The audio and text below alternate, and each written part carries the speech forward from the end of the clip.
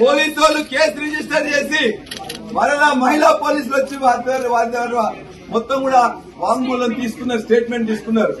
ఆమె క్లియర్ గా చెప్పింది, నేను బీఫామ్ మీద ఎన్నికయ్యాను, నా భర్త పిల్లలు నేను ఇక్కడే ఉన్నాము, అయినా కూడా మమ్మల్ని ఇవాళ విచారణ చేస్తామంటే కూడా విచారణ చేసిండ్రు. పోలీసులు పక్షపాత వైఖరి, అధికారుల పక్షపాత వైఖరితో కొంతమంది కాంగ్రెస్ గుండాలు విర్రవీగుతున్నారు. ఆ విర్రవీగుతున్న గుండాలకు ఇక్కడున్న ప్రజలే వారికి బుద్ధి చెప్తారు. ఇవాళ ఖచ్చితంగా అనుకుంటున్నారు జనగామ తమ యొక్క కబ్జాలకు అడ్డా అయితే అనుకుంటున్నారు. జనగామ తమ అకృత్యాలకు అడ్డా కావాలని కోరుకుంటున్న కొద్ది మంది ఇవాళ ఆ చెల్లె మీద కేసు, వారిని కిడ్నాప్ చేసిన కేసు పెట్టిండ్రు. Already statement ఇచ్చేసాను పోలీస్ కి. Many times I said to the news and all.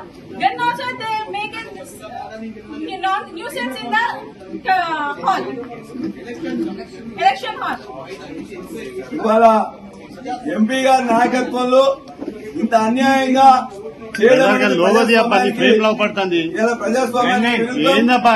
ఖచ్చితంగా ఇవాళ మేము ఖచ్చితంగా తెలియజేస్తున్నాం. ప్రజాస్వామ్యాన్ని కూనీ చేసి ఎంపీ గారి దగ్గరగా ఉండి కొంతమంది గూండాలు దురదృష్టవార్త ఎన్నికైతే ఆ గూండాల మద్దతుతో ఈ చెల్లె మీద కేసు పెట్టిండ్రు. వారు ఏమని, వారిని ఎవరో కిడ్నాప్ చేస్తున్నారని.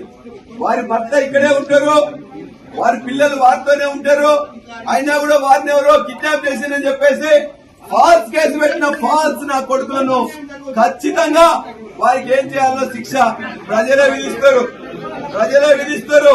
ఖచ్చితంగా ఫాల్స్ కేసు పెట్టిన ఏ నా కొడుకును కూడా వదిలిపెట్టాలని మేము తెలియజేస్తున్నాం. ఇవాళ ఎంపీ గారు మిగతా వాళ్ళు గుండాలు చేసిన దీన్ని అధికారులు సమర్థించారు. మమ్మల్ని లోపలికి రానియలేదు. మమ్మల్ని లోపలికి రానియకుండానే ఇక్కడ మొత్తం కూడా ఈ చెల్లెను హఫీజ్ ఫాతిమా చెల్లె